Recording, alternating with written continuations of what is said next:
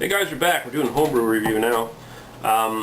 This is going to be a homebrew done by an acquaintance of my father and my brother, Ward.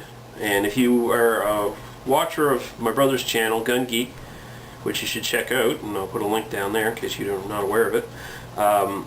He's in a lot of your videos now, isn't he? At least his disembodied voice is in a lot of his videos.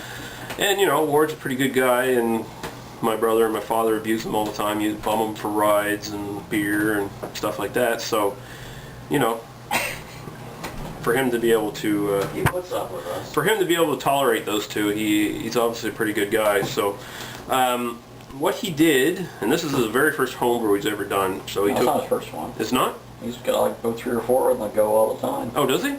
He did one years ago, and then he kind of got out of it. But he's okay. One of his. Well, this is one of his recent ones, anyway. Yeah. And it's Morgan's Brown Ale. Morgan's Kit. I believe that's what it is. He wasn't too sure. He wasn't too sure. So he wasn't keeping track? No, he just sort of throws them together. Alright. So this is probably going to be as good as it's going to get. I've had it in the fridge now for about 2 weeks, and it's about a month old or more. I think so, yeah. So.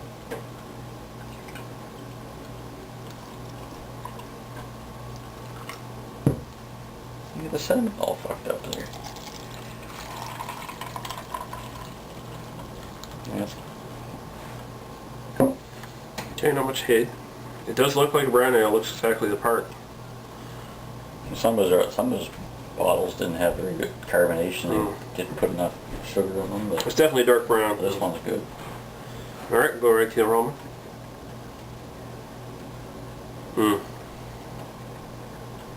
I am getting some of brown ale quality there. I'm getting a bit of... But it's sort of like that vinegary kind of... There's a little bit of like estery and maybe slightly vinegar notes there from... I don't know, maybe he's not sanitizing properly or something. He uses the...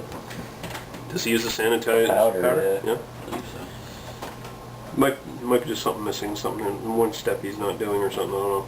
It doesn't smell bad, but it does have like slightly tart green apple kind of smell that you get when something has gone wrong in the actual brewing. Like wild apples that are quite soury kind of. Well, we'll go to the taste and see how it doesn't smell bad. So.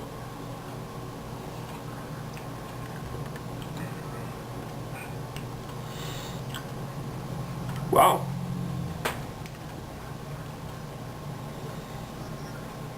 You know, that's probably closer to,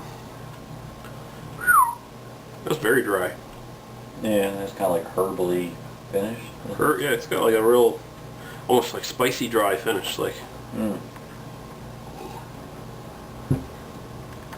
little bit of sweet malt up front. I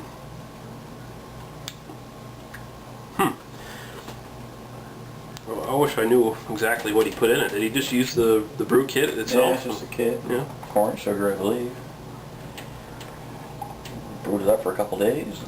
Because it actually tastes like he used like extra hops or something in it. They're a hopped malt, I think, though. Is it? Is that what it is? I believe so. I am getting again a little bit of those appley, green appley notes, but really nice dryness. I wouldn't associate, I suppose, slightly as a brown ale because it's almost got like almost a nutty kind of dryness to it, which you'll typically get from some of those sorts of brown ales. But it's almost, the bitterness level from the dryness is almost close to like a stout or something like that, without the malt to back it up. That's really vague with the styles though, because like mine was supposed to be a West Coast pale ale, and it wasn't even close to that. So. You know, this is drinkable. That's really good. I'm not going to sit here and pour Ward up and tell him it's the greatest homebrew he's ever done or whatever, because you know, it's not particularly amazing or anything, but it's drinkable. I wouldn't turn it down if someone handed me glasses. It's probably as good as you can do with the way the kits are set up. Yeah. You want to be more advanced, you got to take out the corn sugar and add, use 2 malts or whatever. Yeah, use a couple different malts, add your own hops. Yeah. Go start adding grains and stuff to it. It's not, you know, well, we obviously drank worse beer today. Oh, yeah. There's other stuff. After Bud fucking Limerita.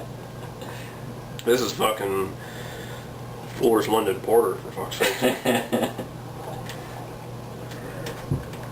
Yeah, it's good. It's drinkable. So it gets a pass from me.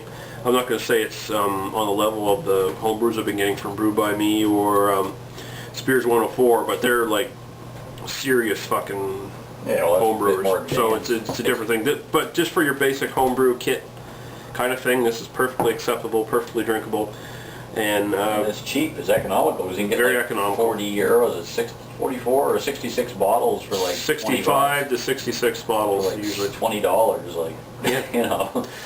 And not all that much labor or effort either. It's No, just, you you just just throw it brew it together. up and throw it in the bottles. And so big thanks to Ward for donating a couple bottles here to us. And He's got other ones coming too. I think a Pilsner and a Blonde Ale or something. Oh, yeah. Picking up.